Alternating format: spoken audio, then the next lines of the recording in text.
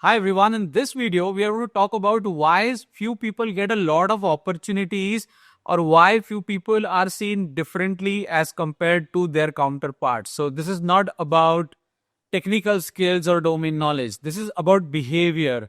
What kind of behavior or what kind of attributes do some people exhibit on a day-to-day basis in their conduct so that the leadership or management of the client see them differently as compared to their peers. And these are small things. Okay. In this video, I want to deep dive into these attributes by giving some examples. For example, let's consider this first thing. If you walk into a meeting room where somebody is going to conduct some session, let's say it is a knowledge transition session or a knowledge sharing session where 10 15 people are going to sit. So there is a speaker and then there are listeners. As one of the team member, what is your mindset by default? Are you always in a mindset that you will go and sit at the back? Or are you a person who is always going to find a seat in the front? Now, this is a very small thing, but that itself tells about your approach. When you sit in front, you exhibit confidence. It actually means that you are not scared of the speaker asking you questions, because sometimes the person who is speaking may also pick people in the front rows and ask questions. And that is why some people go and sit behind. Another reason why some people go and sit at the back is because they want to use their phone, right? They probably want to message somebody or waiting for some call or something, right? So sitting in front does not just exhibit confidence, but it also means that you will be always focused. So that is a very small thing, but on a regular basis, if you are somebody who always goes and sits at the back, other people are observing and they know exactly that you are going to go and sit at the back, which in a way indicates that you lack initiative. Now let's take another example. Let's say if you're talking to somebody as a team in a conference room on the phone, you're talking to somebody who's in another country. It can be a client or it can be a on-site coordinator, and there is this meeting going on where a set of people in different locations are speaking, and then there are 5 6 people sitting in this room. You are one of those 5 6. Now of course the team leader or project manager would be leading that discussion, but when you are in that room, do you really ask questions? Do you really make your point, or do you hesitate because there are other people in the room and you don't speak up, or you think somebody else will ask this question, or you message somebody privately, hey, can you ask this question? Sometimes if you do those things, it indicates that you are not again confident of speaking up.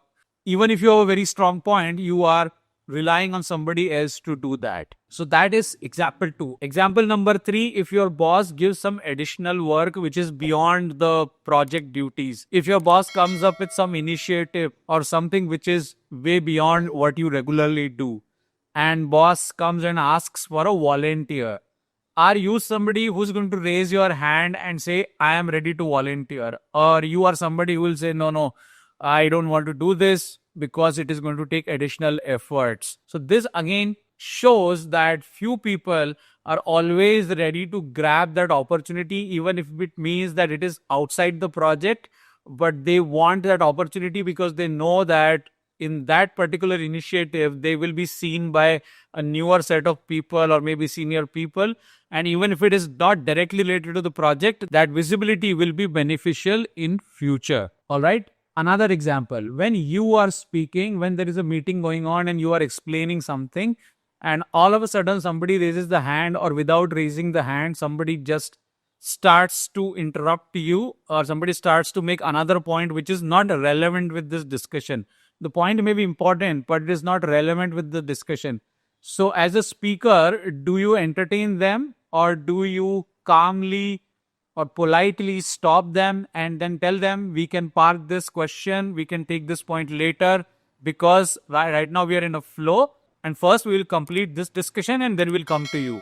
So are you somebody who can do that with confidence, or are you somebody who is just going to allow other people to hijack your discussion? Another point is small talk, right? When you meet somebody in the morning in office or in the canteen or cafeteria or maybe over the water cooler, are you okay with the small talk? Can you go and have that small conversation of how are you, how was your weekend, what did you do, etc. So are you natural in building that little personal bridge with other people in the organization, or are you somebody who's super silent, who will just mind his own business, go and get the breakfast and come back? So think about this. All these are examples of talking to people, asking the right question, showing up, raising your hand, or making your presence felt. These are small things, but these are basically your behavioral attributes which are getting exhibited on a day-to-day basis, and other people are noticing it. So if you are very shy and very reserved,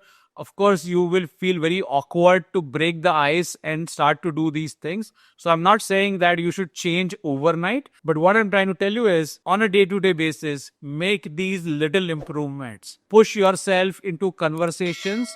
You will not be perfect on day one, but you need to start somewhere. Because if you stay silent, like I said in my previous video, there are high chances that you will get sidelined. And you will see other people who are not technically that great, or maybe not even knowledgeable from a domain standpoint, but because they have these behavioral attributes, they will get ahead of you. And you, who has more in-depth technical knowledge, will lag behind, because you are not somebody who takes the initiative, because you are somebody who is reserved and who does not want to contribute beyond the work, or who does not want to go and express himself or herself. So I thought these are important points which I should share with you. I hope you found this useful. Let me know what you think about it in comments. And if you are new to the channel, please subscribe. If you like the video, hit the like button and the hype button. I will see you in another video soon. Take care and bye for now.